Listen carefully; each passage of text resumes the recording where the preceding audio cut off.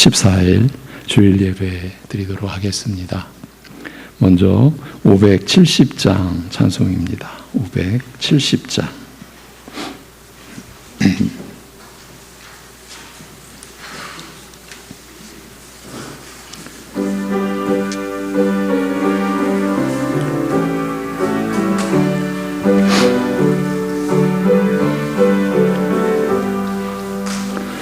주는 나를 기르시는 목자요, 나는 주님의 귀한 어린 양.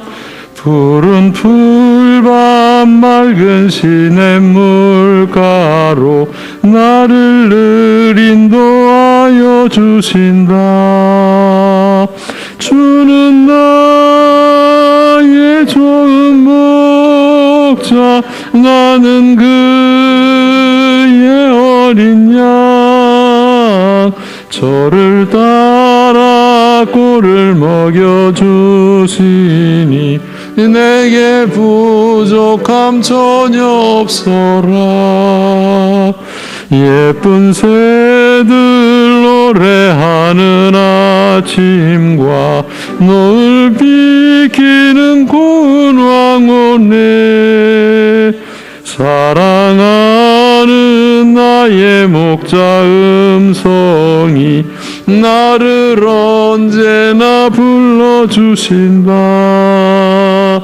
주는 나의 좋은 목자, 나는 그의 어린 양. 저를 따라 꼴을 먹여주시니 내게 부족함 전혀 없어라. 못된 짐승 나를 해치 못하고 거친 비바람 상치 못하리. 나의 주님 강한 손을 펼치사 나를 주야로 지켜주신다. 주는 나의 좋은 목자, 나는 그의 어린 양. 저를 따라 꼴을 먹여주시니 내게 부족함 전혀 없어라. 아멘.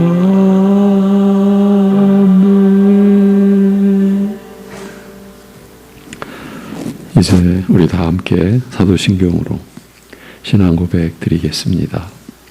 전능하사 천지를 만드신 하나님 아버지를 내가 믿사오며 그 외아들 우리 주 예수 그리스도를 믿사오니 이는 성령으로 잉태하사 동정녀 마리아에게 나시고 본디오 빌라도에게 고난을 받으사 십자가에 못 박혀 죽으시고 장사한 지 사흘 만에 죽은 자 가운데서 다시 살아나시며 하늘에 오르사 전능하신 하나님 우편에 앉아 계시다가 저리로서 산자와 죽은 자를 심판하러 오시리라. 성령을 믿사오며 거룩한 공회와 성도가 서로 교통하는 것과 죄를 사하여 주시는 것과 몸이 다시 사는 것과 영원히 사는 것을 믿사옵나이다. 아멘.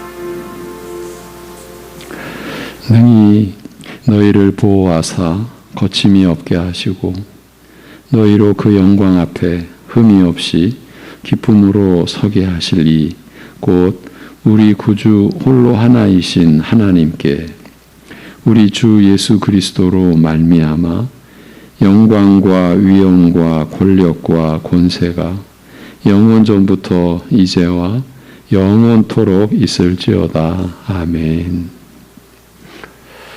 천지의 주인이시고 모든 것을 주관하시는 우리 아버지 하나님, 그 권세와 그 크신 긍휼로 우리를 용납하여 주시고 우리를 불러주신 은혜를 감사드립니다.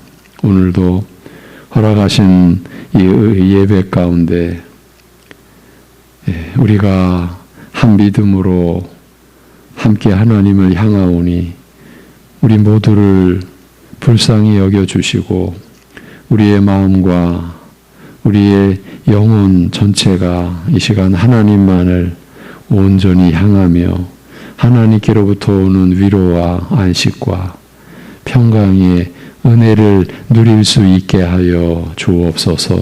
예수님의 이름으로 기도합니다. 아멘. 일어나셔서 21장 찬송가 21장 찬송을 드립니다.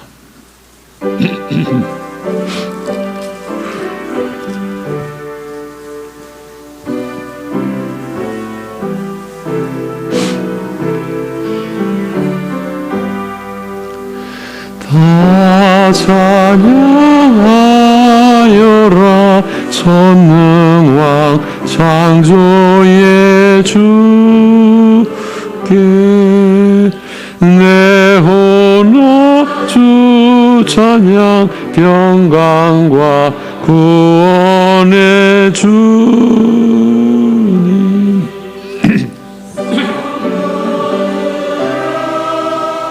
주 앞에 이제 나와 즐겁게 찬양하여라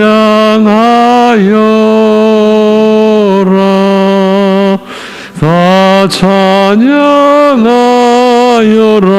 놀라운 만유의 주께 포근한 날개민을 품어 주시는 주님 성도들아 주님의 뜻 안에서 내 소원 다 이루리라 다 찬양하여라 온몸과 마음을 바쳐 이 세상 만물이 주 앞에 다 나와 찬양 성도들아 기쁘게 소리 높여 영원히 찬양하여라.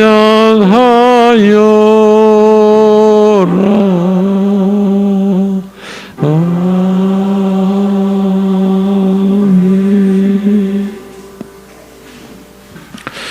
교동문 82번 빌립보서 2장입니다. 너희 안에 이 마음을 품으라. 그는 근본 하나님의 본체시나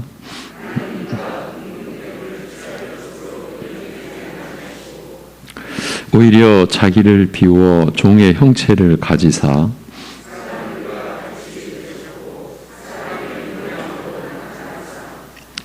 자기를 낮추시고 죽기까지 복종하셨으니 곧 십자가에 죽으심이라.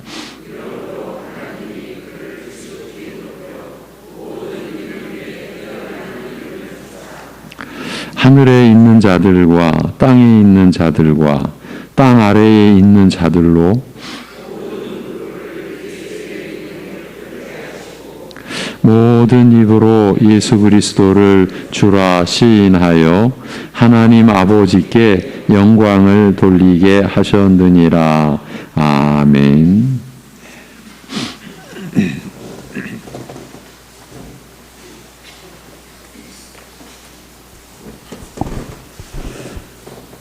하나님 아버지, 오늘도 주의 은혜 가운데 유일한 중보자 되시는 우리 주 예수 그리스도를 의지하여 성령 안에서 진리로 예배드리게 하심에 감사드립니다.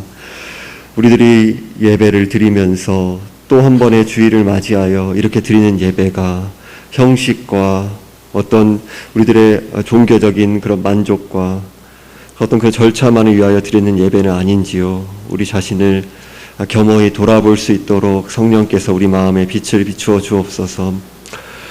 거듭남에 대한 연속적인 설교 말씀을 듣고 있습니다. 우리들이 이러한 말씀을 들을 때에 허례허식으로 그저 우리들이 다 알고 있다라는 그런 안일한 마음으로 그저 한 귀로 듣고 한 귀로 흘리는 그러한 태도로 나아가지 않도록 주께서 긍휼을 베풀어 주옵소서. 우리 자신을 그 복음의 말씀에 비추어서 또 진지하게 점검할 수 있는 은혜가 있을 수 있도록 성령께서 진리의 말씀을 통하여 일하여 주시기를 바라옵고 원합니다.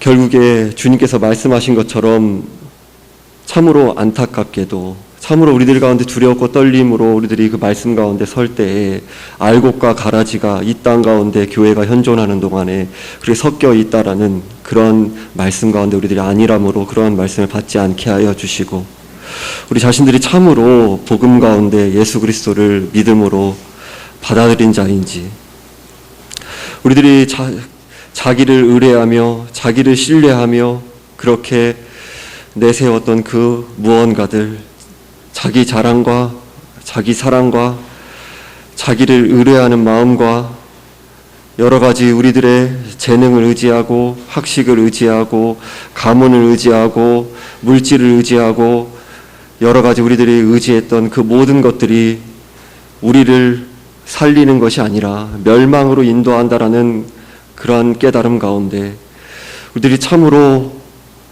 전적으로 우리의 유일한 구원의 길이 예수 그리스도의 그 구속 사역밖에 없다라는 것을 우리들이 인정하면서 예수 그리스도께 모든 것을 내어 맡기는 나의 구원자의 주님으로 그 믿는 오직 주님만을 전적으로 의뢰하는 신앙 가운데 나아갈 수 있도록 도와주옵소서.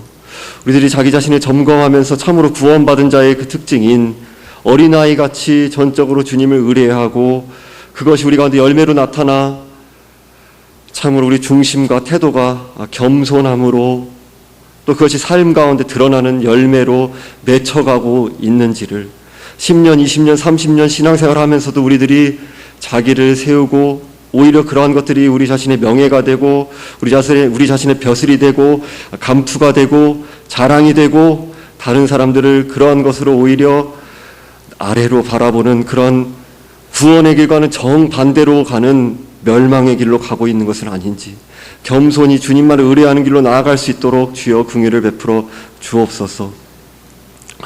하나님 아버지, 오늘 청년부 수련회가 있고 또 다가오는 토요일 또 그 다음번 주일에 유초등부 여름성경학교 있습니다. 그 자리 가운데 주께서 진리의 말씀으로 성령께서 일하여 주사 믿음의 다음 세대들이 거듭남의 역사 세상을 거슬러서 진리를 사모함으로 그렇게 자신의 삶을 주님께 내어 맡기는 은혜의 역사가 있게 하여 주옵소서.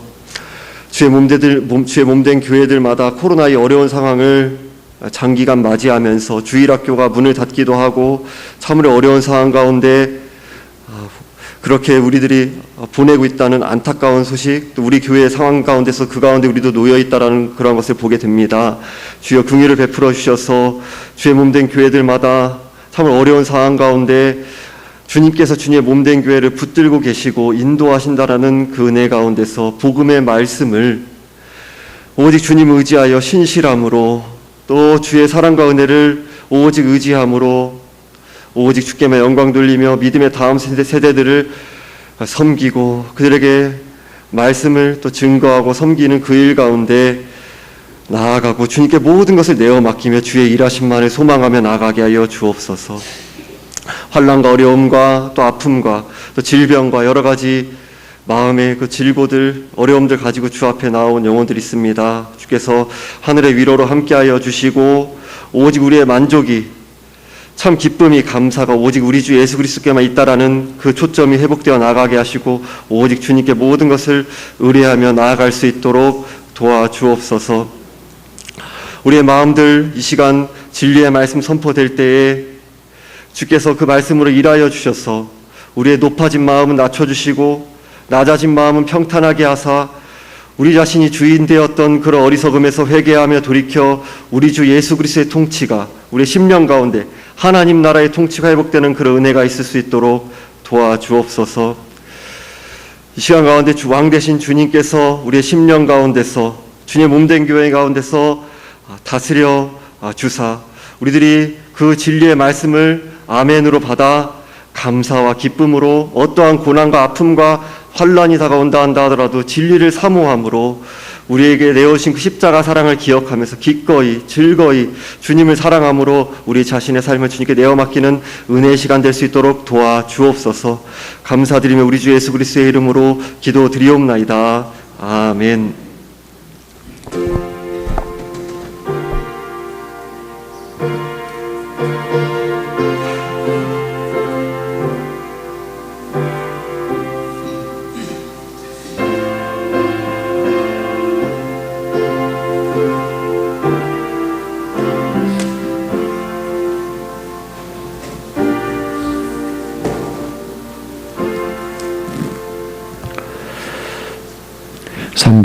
(335장) 335장 찬송 드리겠습니다.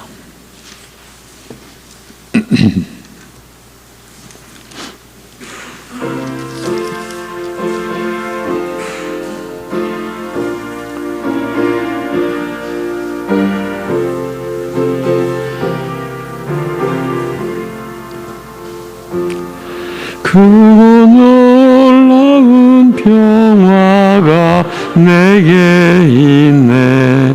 이 세상에는 없는 평화. 나의 영혼과 몸 주께 드립니다. 오 놀라운 나의 구주. 오 놀라운 주, 오 놀라운 주, 저 천군과 천사들 경배하네. 나 엎드려서 주 경배하리. 오 놀라운 구주 예수. 나의 일생을 인도해 주옵소서. 나의 생각도 주관하사 주의 뜻대로 나 다스리옵소서. 오 놀라운 나의 구주. 오 놀라운 주, 오 놀라운 주, 저 천군과 천사들 경배하네. 나 엎드려서 주 경배하리. 오 놀라운 구주 예수. 나의 모든 것 주님께 드리오니 주여 기쁘게 받으시사. 주의 나라 위해 선별하옵소서. 오 놀라운 나의 구주. 놀라운 주, 놀라운 주, 저 천군과 천사들 경배하네. 나 엎드려서 주 경배하리. 오 놀라운 주 구주 예수. 주의 광채가 찬란히 비춰오네. 전능하신 왕 구세주여, 세상 끝날까지 찬양 드립니다. 오 놀라운 나의 구주, 오 놀라운 주, 놀라운 주. 저 천군과 천사들 경배하네. 나 엎드려서 주 경배하리. 오 놀라운 구주 예수. 아멘.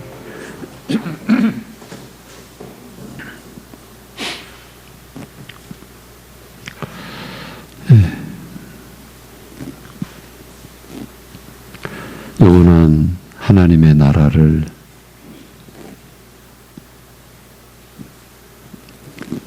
창세전에 계획하시고 우리로서는 그 나라에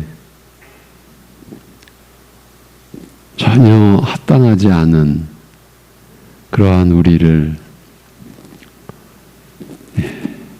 그 나라로 불러주시고 그 나라 안에서 영생을 살도록 보호하시고 지켜주시는 우리 아버지 하나님, 오늘도 하나님을 예배하는 모든 심령들 받아주시고 그 이름을 기억하여 주옵시고 하나님께서 허락하시는 육신의 생애 동안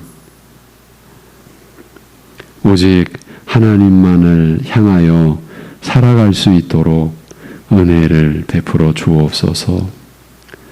베풀어 주신 은혜를 따라 오늘도 하나님 앞에 감사의 예물로 헌상하며 나아오니 그 손에 들려진 11조와 감사의 고백과 건축과 선교의 예물과 성미로 주일의 예물을 올려드리는 그 신앙의 고백, 사랑의 중심을 받아 주옵시고 그 손과 발을 친히 붙들어 주셔서 이 세상으로 나아가는 발걸음 되지 않고 육신의 소욕을 따라 허망하게 사는 인생이 되지 않고 오직 하나님을 향하여 하나님께 모든 것 내어 맡기고 전적으로 하나님 말을 의존하며 살아가는 생애 되게 하여 주시옵소서. 하나님께 받은 진리의 말씀이 우리 모두의 심령에 뿌리 내리고 또 자라나서 그 말씀의 열매가 사랑하는 성도들의 인생의 열매가 되고 그리하여 하나님께 기쁨과 영광이 되는 생애를 누릴 수 있게 하여 주옵소서. 우리 각자 처한 그 위치, 가정과 사회의 그 모든 일터 안에서 우리가 하나님의 나라를 구하고 하나님의 의를 구하는 그러한 믿음의 지혜와 믿음의 용기와 또 믿음의 능력을 허락하여 주셔서 죽음과 죄와 사탄이 그 거짓 권세로 다스리는 이 어두운 세상 속에 생명의 빛으로 우리 사랑하는 성도들이 이 세상에 그 은혜를 비추고 사랑을 비추고 하나님의 생명을 비추는 삶을 살아가게 하여 주옵소서. 그것이 우리를 향하신 하나님의 뜻이고 또 그 뜻을 우리를 통하여 나타내시기를 기뻐하시는 하나님의 마음을 늘 간직하고 그 마음을 품고 그리하여 이 세상에 빛으로 소금으로 살게 하여 주옵소서. 오늘도 베드로 전서를 통해서 진리의 말씀을 그 말씀 안에 은혜를 받고자 하오니 성령께서 이 말씀에 참여하는 모든 심령들을 다스려 주옵소서. 주장하여 주옵시고 깨달음과 믿음으로 받는 생명의 역사를 경험하는 이 시간이 되게 하여 주시옵소서. 모든 것 주님께 의탁드리옵고 감사드리오며 주 예수 그리스도의 이름으로 기도하옵나이다. 아멘. 베드로 전서 1장 3절에서 9절입니다.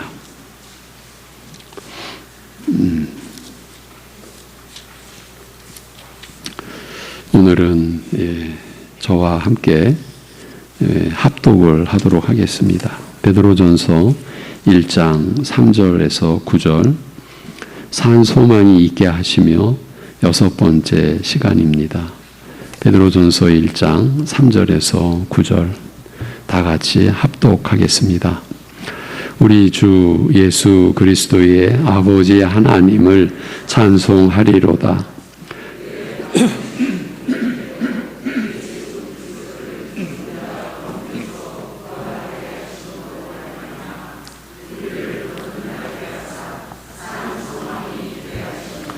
썩지 않고 더럽지 않고 쇠하지 아니하는 유업을 있게 하시나니 곧 너희를 위하여 하늘에 간직하신 것이라.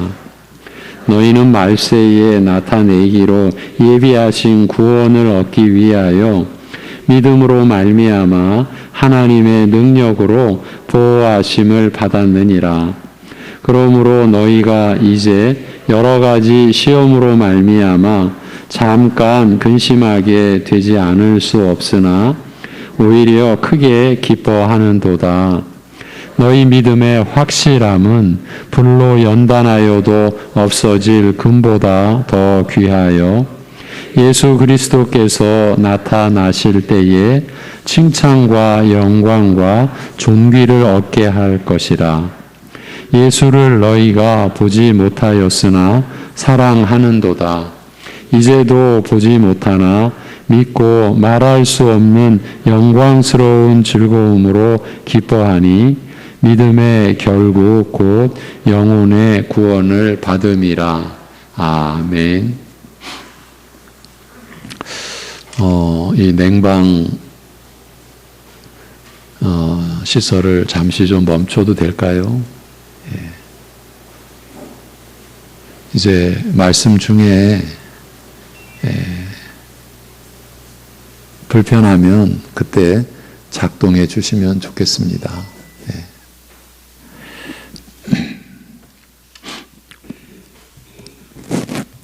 우리 신자들이 받은 구원의 은혜가 설명되어 있는 이 본문 말씀을 몇 주일째 살피고 있습니다. 아무리 강조해도 지나치다고 할 수 없는 내용입니다. 이 구원의 은혜를 아직 모르시고 아직 경험하지 못한 분들뿐만 아니라 이미 이 은혜를 경험해 온 분들에게도 베드로 사도가 유언처럼 남기며 전한 이 복음의 진술이 주는 유익은 말로 다 담을 수 없습니다. 베드로 사도의 하나님을 향한 충만한 심령이 우리 주 예수 그리스도의 아버지 하나님을 찬송하리로다라는 고백으로 표현되면서 하나님께서 이루신 구원의 은혜에 대한 진술이 시작됩니다. 그 시작은 이렇습니다. 그의 많으신 긍휼대로. 이것이 인류를 향한 하나님의 구원 역사의 시작입니다. 이 세상의 그 무엇에 의한 것이 아니요 인간에 의해서는 더더욱 아닙니다. 사람은 구원을 받을 대상일 뿐이지 스스로 구원을 향한 어떤 것도 행할 수 없습니다. 원할 수 있는 입장도 못 되고요. 이 구원 역사는 오직 아버지 하나님의 그 많은 긍휼을 따라 이루어지게 된 것입니다. 베드로는 이 구원은 무엇보다 하나님께서 그의 많은 긍휼을 따라 우리로 하여금 중생하게 하신 은혜라고 말합니다. 구원의 은혜는 하나님께서 그의 많은 긍휼을 따라 우리로 하여금 중생하게 하신 것으로 이루어집니다. 중생하게 하신 것이 결정적입니다. 구원의 역사는 사람이 고안하거나 관여하거나 할 수 있는 일이 아니라는 것이 이 하나의 사실로 결정되었다는 뜻입니다. 구원의 은혜는 하나님만이 이루실 수 있는 것입니다. 왜냐하면 거듭나게 하셨다는 것은 죽은 자를 다시 살리시는 것과 같은 것이기 때문입니다.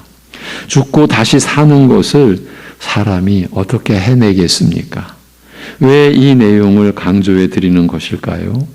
희한할 정도로 어느 시대나 사람이 구원 역사에 관여할 수 있다는 희대의 거짓말이 교회를 들쑤셔 놓는 일이 벌어지고 그 거짓말에 우리는 상상 못할 규모의 사람들이 속아 넘어가고 있기 때문입니다.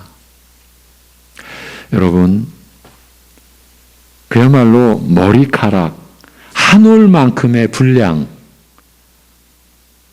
그 정도, 그 작은 분량이라도 그래도 내 안에 나는 이 구원의 은혜를 받을 만한 뭔가가 있지. 그래서 내가 구원 받았지. 혹시 이렇게 생각하는 분이 계실까봐 두려운 마음으로 또 짚어드립니다. 그러시면 안 됩니다. 그런 마음을 품는 그 자체가 하나님의 여러분을 향하신 그 은혜를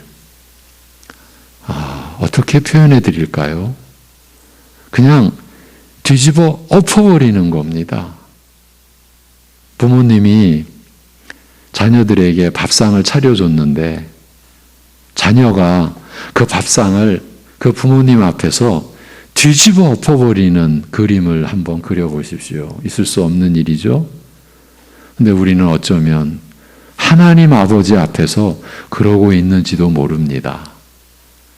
나니까 내가 이런 하나님의 대접을 받는 거지. 나니까 내가 이런 보호를 받고 이런 사랑을 받는 거지. 그런 생각이 내 마음속에 그야말로 눈꽃만큼이라도 드러난다, 숨겨져 있다. 하나님 아버지 앞에서 하나님이 차려주신 은혜의 밥상을 뒤엎어버리고 있는 그런 모습이라고 하는, 제가 이렇게까지라도 말씀을 드립니다. 그래서는 안 되기 때문입니다. 그러면 하나님께서는 어떻게 사람으로 하여금 죽고 다시 살게 하셨습니까? 이에 대하여 베드로 사도가 설명한 내용을 다시 들어보십시오. 예수 그리스도를 죽은 자 가운데서 부활하게 하심으로 말미암아 우리를 거듭나게 하사라고 했습니다. 우리를 구원하시기 위하여, 곧 우리를 거듭나게 하시기 위하여 하나님의 아들이신 메시아를 죽은 자 가운데서 부활하게 하셔야 했다는 말입니다. 이 하나님의 아들 메시아의 죽음과 부활을 복음이라 일컫죠.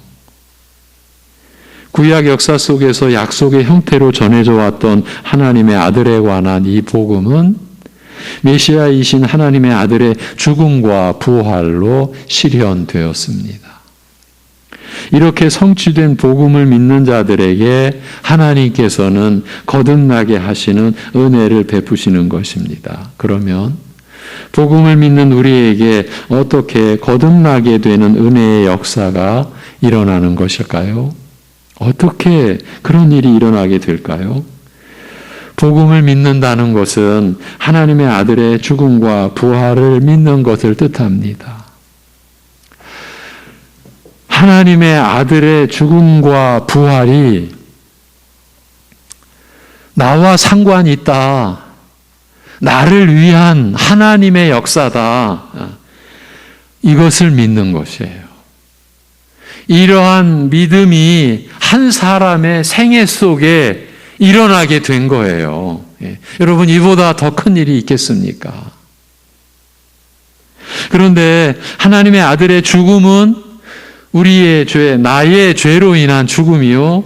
그 아들의 부활은 우리의 의, 나의 의를 이루시기 위한 부활이니 우리가 하나님의 아들 예수 그리스도를 영접하고 믿을 때에 이 아들의 죄로 인한 죽음에 곧 나의 죄로 인한 이 아들의 죽음에 우리도 연합되어 죄에 대하여 죽은 자가 되는 것이고 아울러 우리의 나의 의를 이루시는 그 아들의 부활에 우리도 연합되어 의에 대하여 곧 하나님을 향하여 산 자가 되는 것입니다. 이것이 거듭남 곧 중생의 실체입니다.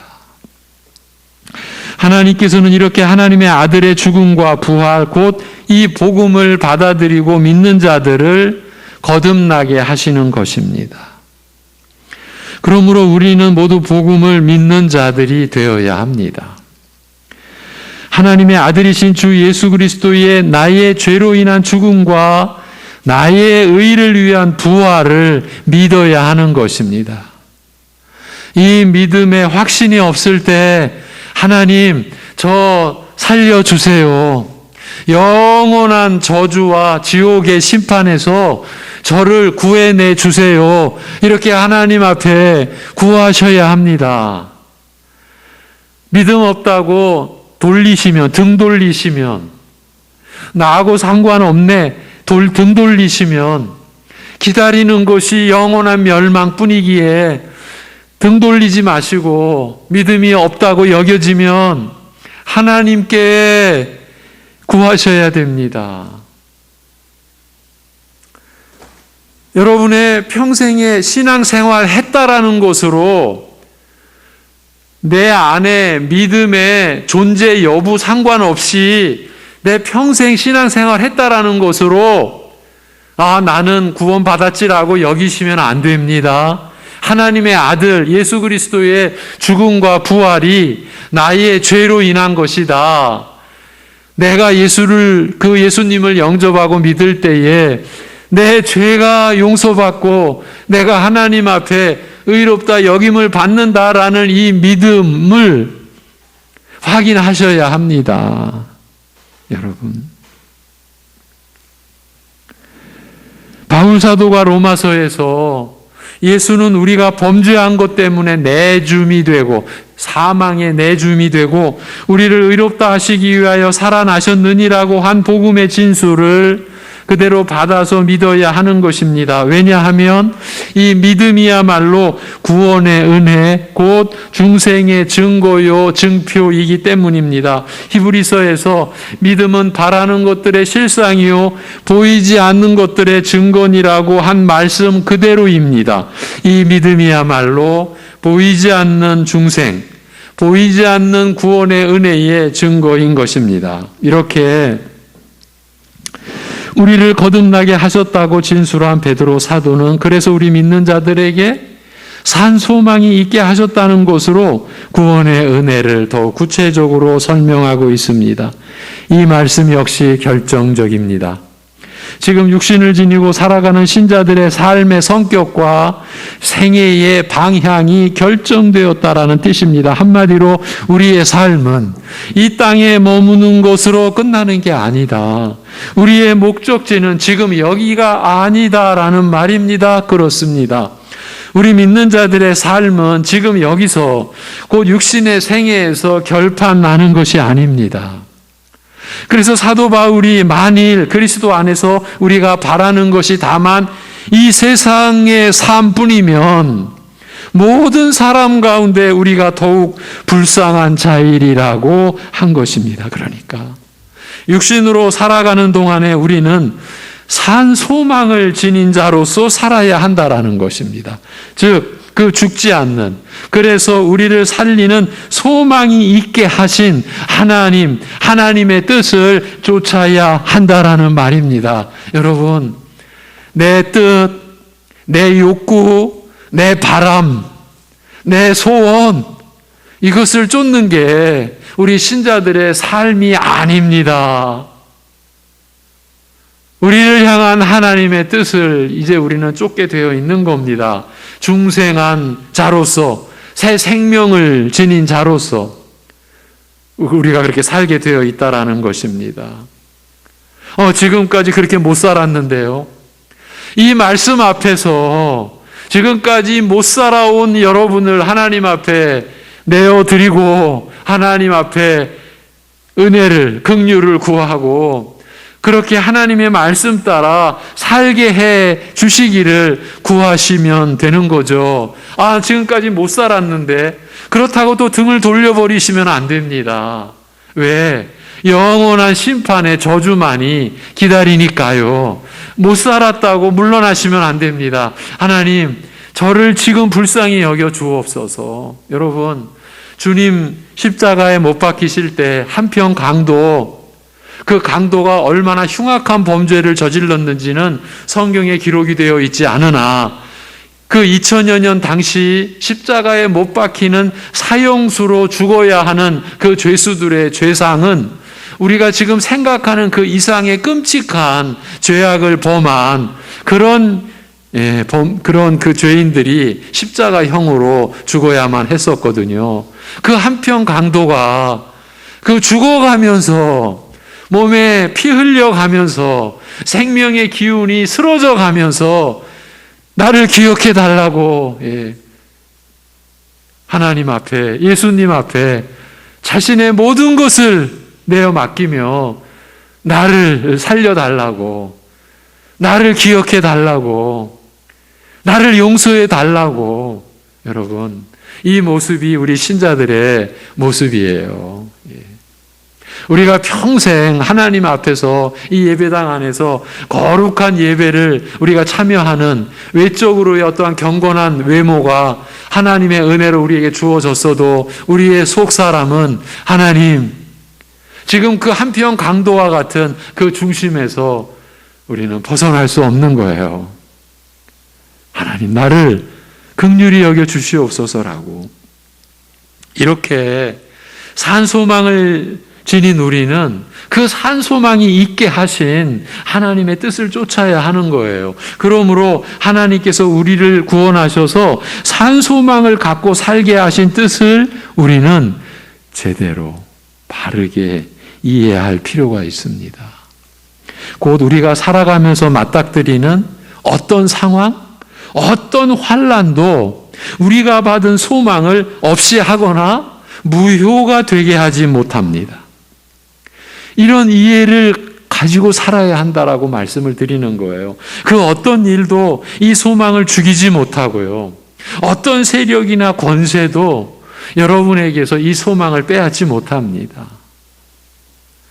이것이 주님으로부터 우리가 받은 믿음, 그 믿음의 내용입니다. 성령께서 하나님의 이 약속의 말씀을 우리 안에서 증거해 주심으로써 갖게 된 믿음인 것입니다. 아무리 크게 낙심할 수밖에 없는 처지에 이르게 되어도, 혹은 깊이 좌절하지 않을 수 없는 실패와 공경에 처하게 되었어도 하나님께서 우리를 거듭나게 하사 지니게 하신 산 소망은 우리 안에 처음 믿을 때처럼 그대로 있는 것이에요.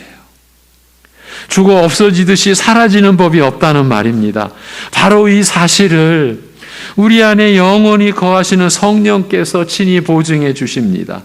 중생하여 영생을 소유한 자로서 죽지 않는 산 소망을 가지고 살도록 늘 성령께서 우리를 일깨워 주실 뿐만이 아니라 그렇게 살도록 도우시고 인도하신다는 말입니다. 그래서 이 모든 것을 우리는 하나님의 은혜라고 고백하는 것입니다. 우리 신자들은 그러므로 하나님의 말씀인 성경을 평생 붙들고 살아가게 되어 있습니다. 왜냐하면 우리로서는 하나님과 그 뜻을 이해하며 알아가는 길은 하나님의 말씀인 성경을 통해서 밖에는 없기 때문입니다. 여러분, 제가 이렇게 말씀을 드리면 우리 심령이 결코 편하지 않고 어쩌면 상당히 힘들고 괴로울 것입니다. 하나님 나라 안에서 구원받은 그 신자들의 결정적 그 인격, 성품의 덕목은 겸손입니다. 그러면 반대로 그 겸손의 대적은 교만이죠. 하나님 나라인 교회 안에서 누가 교만한 자인가? 우리 서로 다 생각하는 면이 있고 느끼는 바가 있죠. 그런데요, 가장 본질적으로 교만한 사람은 누구냐 하면요, 하나님 나라인 교회 안에서 말씀을 대수롭지 않게 여기는 사람, 이 말씀을 경시하는 사람, 교만한 사람이에요. 여러분 지금 말씀을 대수롭지 않게 여기는 사람, 이 말씀을 경시하는 사람 이렇게 말하니까 어쩌면 나 자신하고는 별로 상관이 없는 것 같이 나는 말씀을 그렇게 안 여기는데라고 생각하실지 모르겠습니다. 그런 우리의 좀 속살을 제가 좀 들춰 보여드리겠습니다. 여러분 6일 동안, 주일을 빼놓은 6일 동안 여러분의 처소에서 살아가시면서 하나님의 말씀인 성경을 얼마나 가깝게 하고 계십니까? 이 질문 앞에 예외인 사람 아무도 없어요. 왜? 다 6일 동안 살아오시며 지금 이 주일날 여기 계시잖아요. 여러분의 처소에서 계시는 동안 성경은 여러분과 어느 만한 거리를 갖고 있었습니까? 여러분, 너무 엉뚱한 얘기를 제가 하는 것 같이 들릴 수도 있겠는데 하루 삼시세끼 드시면서 사시죠? 안 드시면 못 살죠? 못 움직이죠? 우리가 육신의 양식을 그렇게 여깁니다. 인간이 만들어낸 최고의 무기, 그게 무슨 핵폭탄이나 수소폭탄이 아니라 양식이 무기가 될 때 그 무기만큼 무서운 게 없다고 그러죠. 양식이 없어서 싸워야 할 때, 전쟁을 해야 할 때 그보다 더 무서운 게 없다고 그러죠. 왜? 양식이 없으면 못 사니까. 여러분, 추운 지역에 어떠한 상황에서 그 모든 만물이 다 얼어붙어 있는 그런 추운 지역에 홀로 남겨진 그런 사람들이 생존해 온 그런 그 기록들, 저술들, 영화들이 있죠. 실제 상황을 그려놓은 책이나 영화. 여러분, 그 속에서 그 생존하는 사람의 처절한 싸움은 뭡니까? 추위와의 추위를 극복하는 것, 또 하나는 식량을 얻는 것. 식량을 얻지 못하면 못 사니까. 하나님의 말씀이 여러분의 심령, 여러분의 영혼, 여러분의 생명의 양식이라고 하는 생각을 얼마나 갖고 계십니까? 말씀을 안 보고 안 들어도 지금까지 살아왔는데 내가 주일날 가서 말씀 보고 듣고 그리고 나머지 6일 동안은 그냥 나 살아왔는데 지금까지 잘 살아왔는데 이렇게 생각이 이런 생각을 하시는 분들에게 말씀을 드립니다. 잘 살아오신 게 아니고요. 하나님께서 그야말로 긍휼히 여기시며 오래 참고 계시는 거예요. 하나님께서 그 생명의 줄을 놓으시는 순간 여러분은 모든 게 끝나는 거예요. 그런데 그 끝이 그냥 다 쓰러져 버리고 사라져 버리는 끝으로 끝이면은 사람들이 선택하는 그 어떤 길도 있잖아요. 그러나 인간으로 태어난 존재, 이 존재는 예수를 거부하고 하나님을 대적하는 사람들도 육신의 죽음 이후에 다시 부활하여서 영벌의 나라로 가게 되어 있어요. 그게 끝이 아닌 거예요. 그러니까 여러분, 우리가 6일 동안 하나님의 말씀에 대해서 어떠한 자세를 갖고 있는가, 그것이 진정 내가 하나님 앞에서 겸손한 자인가 아니면 교만한 자인가, 그것을 여러분에게 결정해 주는 거예요. 다른 어떤 많은 요인도 있어요. 그러나 가장 결정적으로 나는 이 말씀 없으면 못 삽니다. 그래서 내 부족한 지혜, 연약한 지혜, 지식 없는 그러한 나이지만 내 양식, 영혼의 양식, 생명의 양식으로 하나님의 말씀을 하루에 한 구절이라도 내가 보고 생각하고 읽고 그러지 않으면 난 못 삽니다. 이러한 중심의 신자가 겸손한 신자인 거예요. 내가 말씀, 내가 이 정도 알지. 이 정도 알면 됐지. 내가 예수님 알고 하나님 나 사랑하시는 거 알지. 내가 이 정도 알면 됐지. 이런 신자를 교만한 신자라고 하는 거예요. 근데 정작 두려운 것은 그게 과연 그러한 상태로 그냥 끝까지 갔을 때 과연 내가 신자인가 하는 문제가 남아요. 제가 새벽에 수요 예배에 금요 기도회에 최근에 한 목사님에게 들은 이야기를 여러 번 전해드렸어요. 주일날 또 이 영상으로 이렇게 전해지는 말씀 속에 다시 한번 전해드립니다. 그 목사님의 이야기를 들으면서 똑같은 목사들의 심령이죠. 너무 두렵고 고통스러운 거죠. 평생을 신앙생활 하시고 이제 어쩔 수 없이 육신의 이별을 해야 될 한 그 성도님에게 이 한 목사님이 마지막 기도, 분명히 이 기도가 이 성도님과 나누는 마지막 기도구나, 그러한 마음으로 기도를 드렸어요. 그랬는데 이제 그 중환으로 인하여 육신의 생명의 기운은 꺼져가는 그 성도님이 기도가 맞춰진 목사님 귀에다 대고, 목사님 영생이 있습니까? 정말로? 이 목사님이 그야말로 무너진 거죠. 이제 어떻게 할 수가 없는 거예요. 그의 평생의 신앙생활이 생명이 없는 신앙생활이었다, 그렇게 느껴지는 그 순간 영생이 정말 있나요? 여러분, 이것이 남 얘기가 아니죠. 저는 그 목사의 이야기를 전해드리면서 이건 그 목사와 그 목사의 그 교회 안에 일어난 일이구나라고 할 수 있습니까? 그 이야기를 듣는 그 순간 이건 내 이야기, 우리 교회 이야기, 우리가 겪고 있는 실상, 두려움, 고통이죠, 여러분.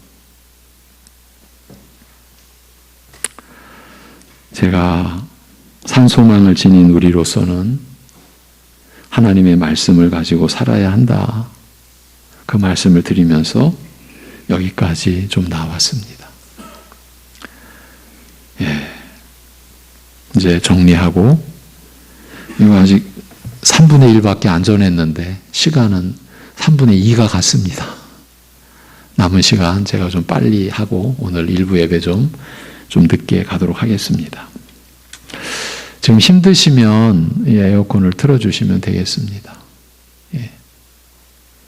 한쪽만이라도 들어주시고요. 이렇게도 말할 수 있습니다. 우리가 그리스도 안에서 산소망을 지녔기에 우리는 성경에 기록된 하나님의 말씀으로 살아간다라고요.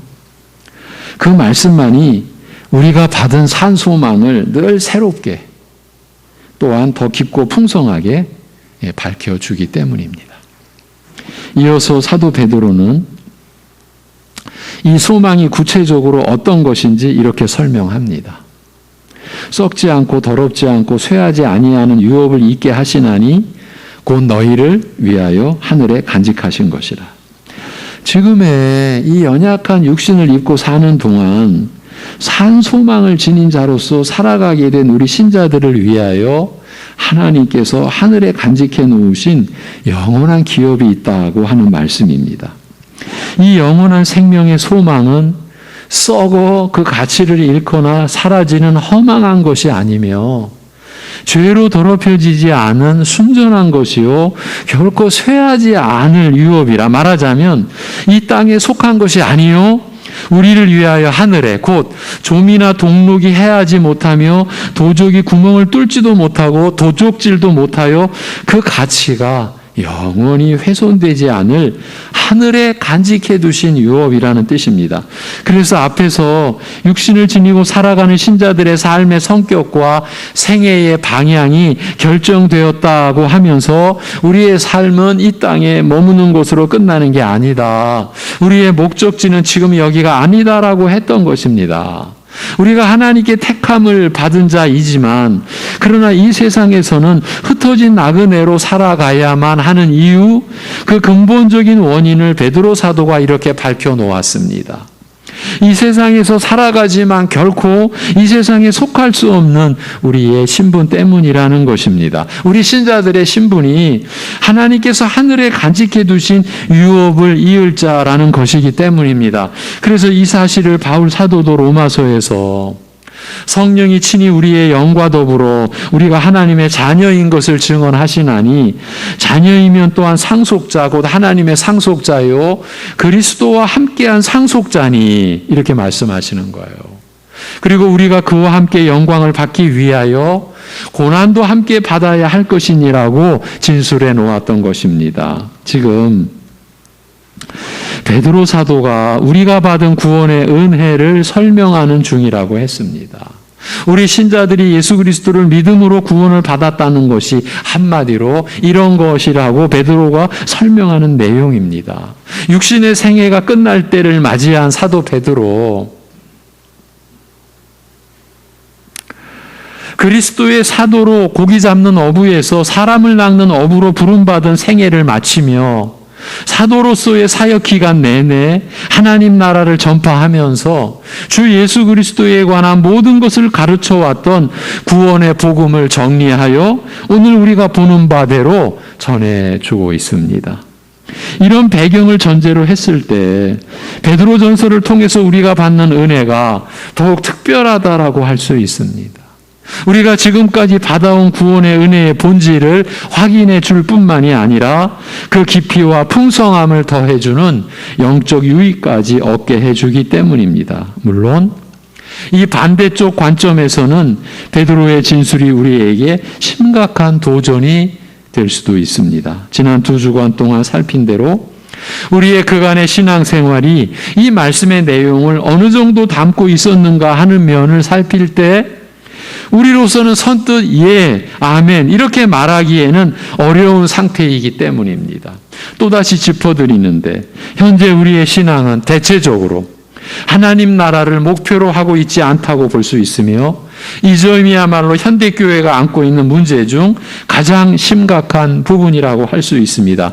그저 현세, 곧 이 세상에서의 복과 위로와 평강과 영광을 쫓아왔다고 보면 거의 맞지 않나 싶습니다. 지난 월요일 한 목사는 오늘날 교회가 거의 점집 수준으로 떨어진 것 같다고 하면서 그저 자신의 원하는 바를 얻고자 하는 것이 신앙생활하는 목적 같다라고 했습니다. 점집 수준으로 교회가 추락한 것 같다라는 거죠. 주일 예배에 참석해서 이제 내가 좀 만족하지? 한 주가 이제 좀 평안하겠지? 이게 점집인 거예요, 교회가. 무당의 그 처소나 다를 바가 없는 거예요. 우리가 그러한 심령으로 이 주일 예배를 참여한다면요. 다시 본문으로 돌아와서 본문 5절도 더욱 우리의 생각을 깊이 요구하는 내용으로 전개가 됩니다. 앞선 4절에서 우리 신자들이 하나님께서 하늘에 간직해 두신 유업을 이을 자라고 설명한 베드로는 그 내용을 다음과 같은 말씀으로 받쳐주고 있습니다. 너희는 말세에 나타내기로 예비하신 구원을 얻기 위하여 믿음으로 말미암아 하나님의 능력으로 보호하심을 받았느니라. 이런 은혜를 입은 우리는 말세, 그 역사의 마지막 단계에 나타내기로 예비하신 구원에 이르도록 믿음으로 말미암아 하나님의 권능으로 보호하심을 받고 있다라고 말합니다. 하나님께서는 이런 은혜를 입은 우리로 하여금 마지막 시대에 나타날 구원에 이르게 하시고자 우리를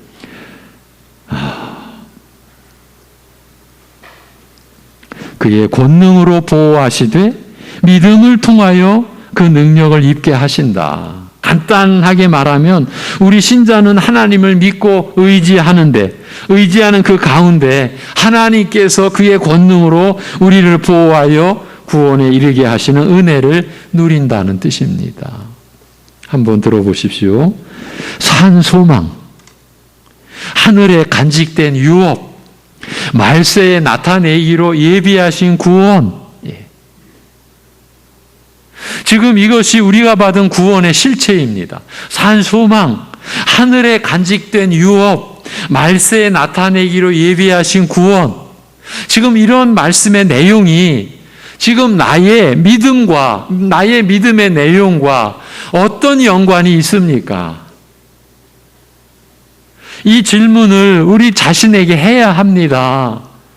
구원의 은혜를 산 소망으로, 하늘에 간직된 유업으로, 말세에 나타내기로 예비하신 구원으로 지금 설명이 되고 있어요.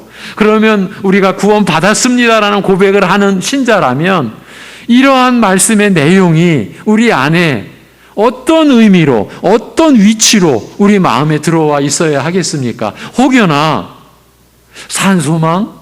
저게 나와 무슨 상관이 있지? 하늘에 간직된 유업? 저게 지금 내가 사는 거하고 무슨 상관이야? 말세에 나타내기로 예비하신 구원? 난 지금 이미 구원 받았는데? 우리가 이 정도쯤으로만 이러한 말씀을 대한다면 여러분, 우리는 지금 어떤 겁니까? 우리를 어떻게 우리가 이해해야 되고 풀이해야 됩니까? 이런 말씀의 내용으로 사도의 구원에 관한 설명이 이어졌습니다. 공간적으로 하늘에 간직된 유업이라고 하지 않습니까? 그 다음에 시간적으로 말세에 나타내기로 예비된 구원이라고 하지 않습니까? 이렇게 공간적으로나 시간적으로나 우리의 이해와 지혜의 한계를 넘어서 초월적인 의미를 띠고 있는 것을 우리가 볼 수 있어요. 이렇게 구원 역사가 펼쳐지는 곳은 이 세상 나라가 아니라 하나님 나라인 것입니다. 거듭나게 하시는 은혜를 입은 우리에게는 산 소망이 있습니다. 그 소망은 하늘에 간직된 유업을 잊게 합니다. 이는 역사의 마지막 단계에 나타내기로 예배하신 구원을 얻기 위함입니다. 이 전체가 우리가 받은 구원의 은혜요, 그 내용입니다. 예수 그리스도를 구주로 믿는 모든 신자에게 전혀 차별이 없이 주어지는 하나님의 구원의 은혜가 이렇게 이루어지게 된다라는 뜻입니다. 그리고 이렇게 약속된 구원의 은혜를 얻기 위하여 우리 신자들은 믿음으로 말미암아 하나님의 능력으로 보호하심을 받았느니라고 본문에 기록이 되어 있죠. 그런데 사실 이 구절 안에 매우 중요한 사실이 들어 있습니다. 우리말로 보호하심을 받았다고 번역된 말을 본래대로 풀어드리면 지금 계속 보호하심을 받고 있다는 말입니다. 우리 모두 현재 이 주님의 은혜를 누리고 있다라는 뜻입니다. 하나님 나라의 관점에서 볼 때 한없이 연약한 우리에게 너무나 실제적이면서도 구체적인 위로의 말씀이 아닐 수 없습니다. 우리가 믿음을 잃지 않고 지켜갈 수 있는 토대와 근본적인 원동력이 바로 이 은혜인 것입니다. 이렇게 보니 우리로서는 너무 놀랍지 않습니까? 우리가 받아야 할 구원을 이루신 분도 하나님, 그 구원의 은혜를 우리로 하여금 입도록 하시는 분도 하나님, 마지막까지 그 구원의 은혜를 빼앗기거나 잃지 않도록 지켜주시는 분도 하나님. 이러니 우리로서는 더 감사가 충만한 감사가 충만한 마음으로 예배를 드리며 찬송을 올려드려야 하지 않겠습니까? 그런데 이런 구원의 은혜를 입은 우리는 말세, 그 역사의 마지막 단계에 나타내기로 예비하신 구원에 이르도록 믿음으로 말미암아 하나님의 권능으로 보호하심을 받고 있다라고 하고서 뜻밖에도 베드로 사도는 여러 가지 시험으로 환난에 처하게 되는 신자들의 현실을 거론하기 시작합니다. 그래서 구약의 욥기가 고난의 책, 신약의 베드로 전서가 신자의 고난을 다룬 책, 이렇게 말들을 하는 거예요. 우리 신자는 하나님을 믿고 의지하는 가운데 하나님께서 그 하나님의 권능으로 우리를 보호하여 구원에 이르게 하시는 은혜를 누린다고 설명한 내용에 이어서 여러 가지 시험과 믿음의 시련을 언급하는 이유가 어디에 있을까요? 6절, 7절 오늘 여기까지 볼 텐데요. 그러므로 너희가 이제 여러 가지 시험으로 말미암아 잠깐 근심하게 되지 않을 수 없으나 오히려 크게 기뻐하는도다. 너희 믿음의 확실함은 예전에는 너희 믿음의 시련은 불로 연단하여도 없어질 금보다 더 귀하여 예수 그리스도께서 나타나실 때에 칭찬과 영광과 존귀를 얻게 할 것이라. 이 구절은 실제로 이런 은혜를, 즉 믿는 우리 신자를 하나님께서 자신의 권능으로 보호하시는 은혜를 우리가 이미 경험하고 있음을 알리는 말입니다. 그러니까 우리가 받아야 할 구원을 홀로 이루시고 그 구원의 은혜를 우리로 하여금 입도록 하시며 마지막까지 그 구원의 은혜를 빼앗기거나 잃지 않도록 지켜주시는 하나님의 그 보호하심을, 그 돌보심을 우리가 이미 맛보고 경험해 오지 않았느냐고 하는 말입니다. 그러면 어떤 상황에서 그런 하나님의 돌보심을 경험했다라는 것입니까? 그 점에 대해서 사도는 여러 가지 시험으로 말미암아 우리가 잠깐 근심하게 되지 않을 수 없었던 처지라고 말합니다.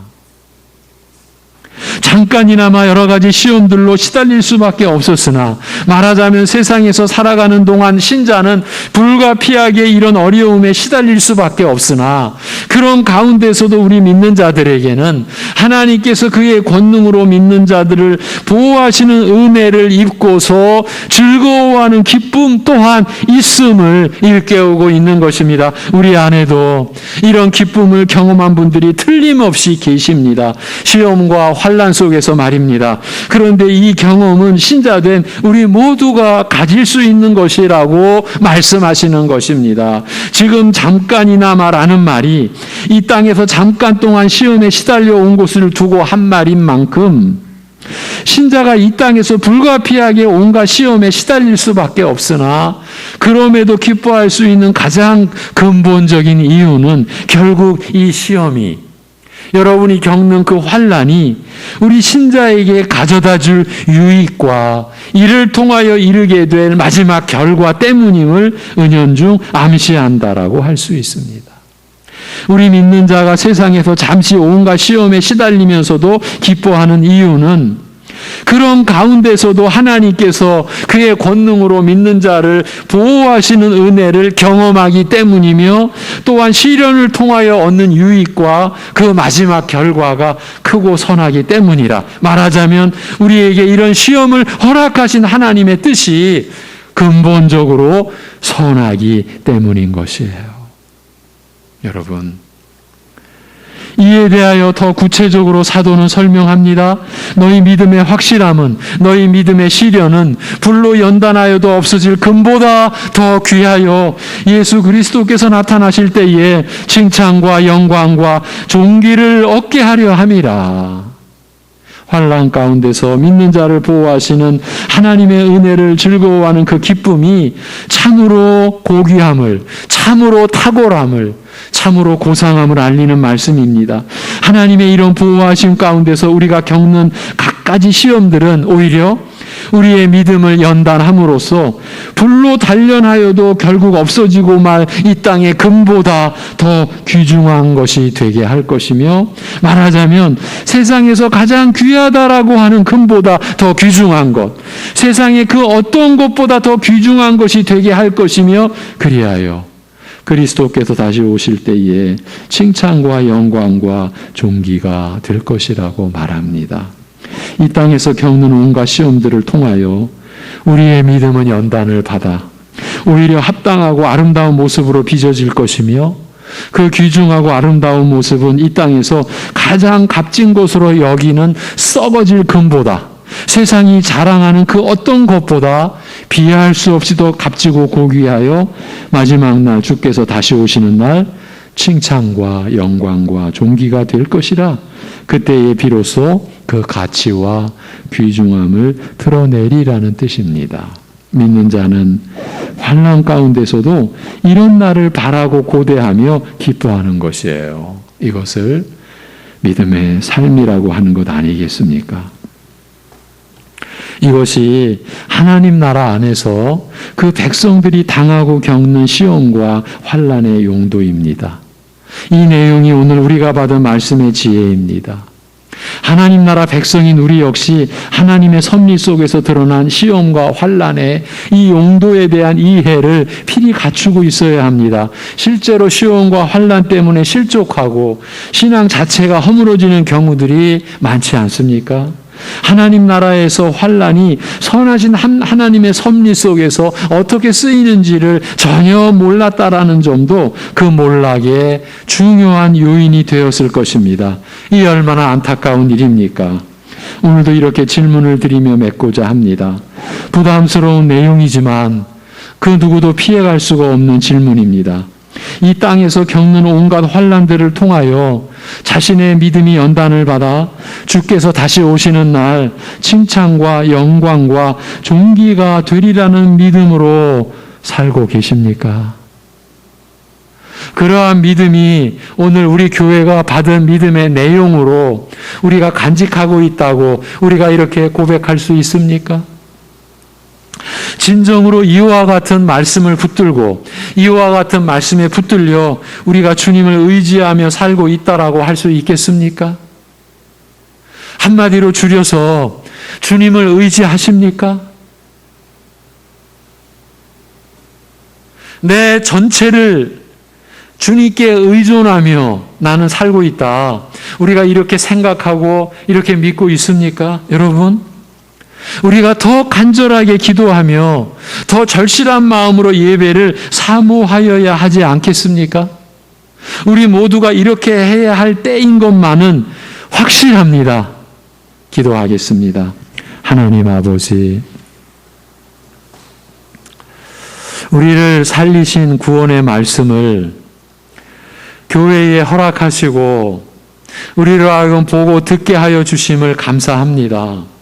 성령께서 계시해 주신 이 말씀, 또한 성령께서 친히 증거해 주시는 그 역사와 은혜를 우리 모든 성도들이 입을 수 있도록 성령의 말씀을 증거해 주시는 그 역사를 경험할 수 있도록 하여 주시옵소서. 하나님 아버지, 하나님께서 살아계심을 우리 눈으로는 볼 수 없고 우리의 감각으로는 느낄 수 없는 살아계신 하나님을, 살아있는 하나님의 그 말씀으로 우리가 경험하며 살아가는 것이 무엇인지를 우리가 체험할 수 있게 하여 주시옵소서.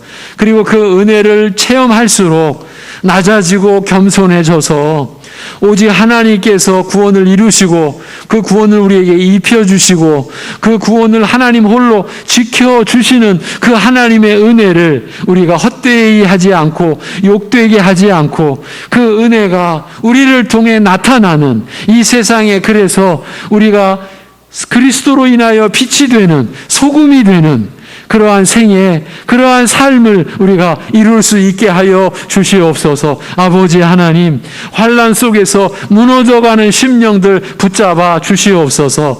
자신의 인생에 참으로 아무것도 없는 것 같이 허망하게 느껴지는 심령들을 긍휼히 여겨 주옵소서. 성령께서 그 안에 계시는데, 구원의 은혜의 복음을 받았는데 내 인생 별거 아니라고, 내 인생 별로 남은 게 없다라고 그렇게 자조적으로 그렇게 스스로 자신을 괴롭히는 그런 허망한 가운데 버려두지 마옵시고, 모든 것을 다 잃었어도 예수 그리스도의 이름을 얻었고 그 이름을 증거해 주시는 성령께서 자신 안에 계심을 믿음으로 인하여서, 그 하나님의 은혜가 믿어짐으로 인하여서 자신을 바라보는 눈이 달라지고 자신의 인생의 그 형체가 달리 보이고, 하나님의 사람, 하나님의 자녀라는 형체가 나 자신이 그러한 은혜를 입은 자임을, 내 신분이 그러한 자임을, 그리고 내 영원한 기업이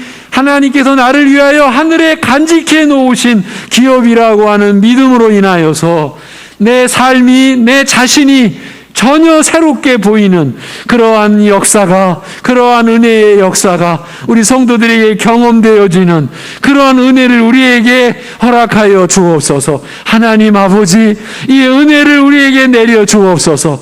이 은혜를 경험하며 살도록 하여 주시옵소서. 이 모든 것 주님께 의탁하오며 우리 주 예수 그리스도의 이름으로 기도하옵나이다. 아멘. 447장 찬송 드리겠습니다.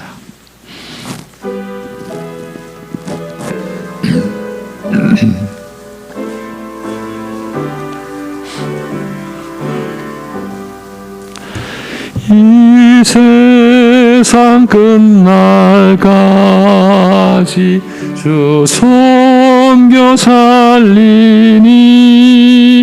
내 친구 되신 주여 늘 함께 하소서.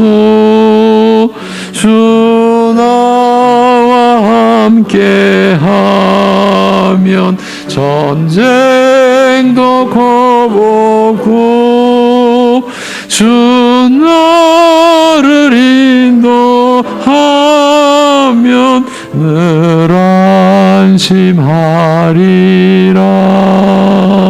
나 주를 따를 때에 주 약속하신 것 그 영광 중에 모두 이루어 주소서.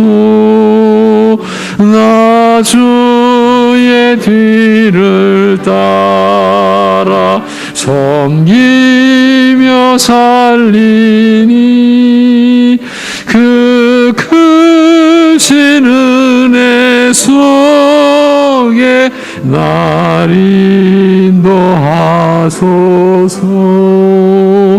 이 세상 온갖 시험 내 마음을 흔들고 서악한 원수들이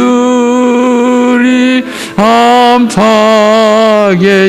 있으나 주 나를 돌보시사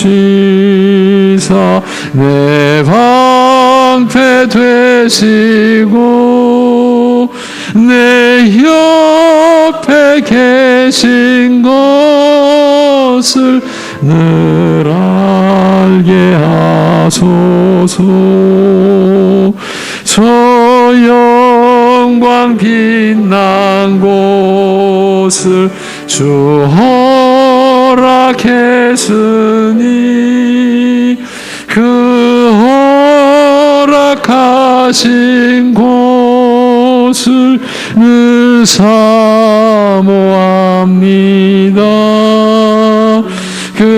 그까지 쉬지 않고 주 따라가리니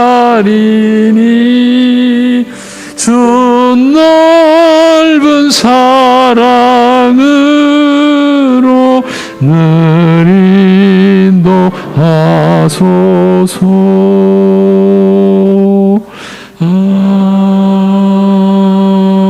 아멘. 다음 주도 본문과 제목은 똑같습니다. 7번째 시간을 갖도록 하겠습니다. 이번 주는 합동신학대학원 대학교 복음을 지키고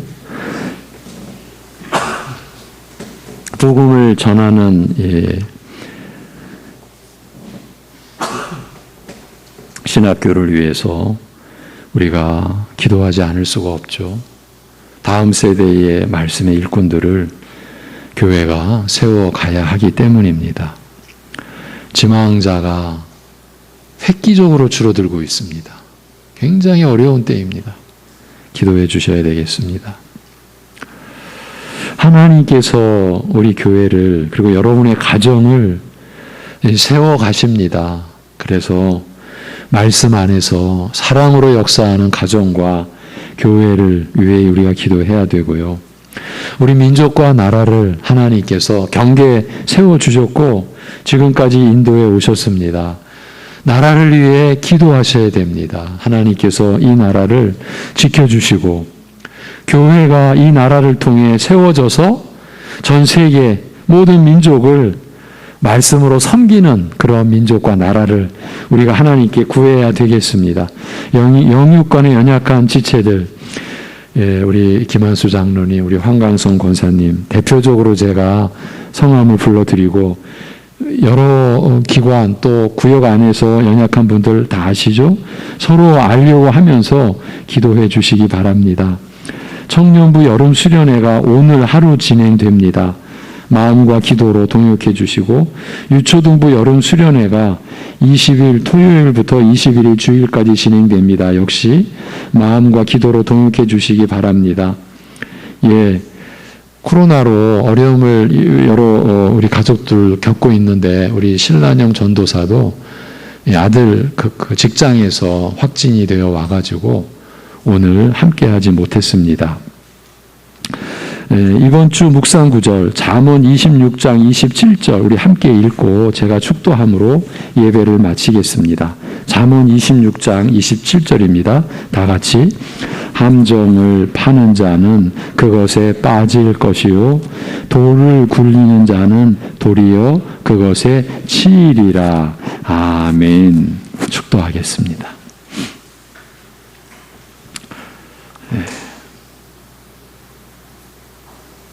태초에 말씀이셨던 주님, 우리의 죄로 인하여 죽으시고 우리의 의를 이루시기 위하여 부활하신 우리 주 예수 그리스도의 은혜와 그 아들을 우리 위해 아낌없이 내어주신 아버지 하나님의 무한하신 사랑하심과 영원히 우리 안에 거하시며 이 은혜를 누리도록 그 사랑에 우리가 참여하도록 역사하시고 인도하시는 성령님의 교통하심이 구원의 은혜를 우리에게 계시해 주신 이러한 말씀, 자신의 생명보다 더 귀한 복음의 말씀에 모든 것을 맡기고 하나님만을 의지하고 살아가는 모든 이들과 이러한 믿음과 하나님의 나라를 구하는 모든 이들 안에 영원토록 함께 하실 것을 주님의 이름으로 축원하옵나이다. 아멘.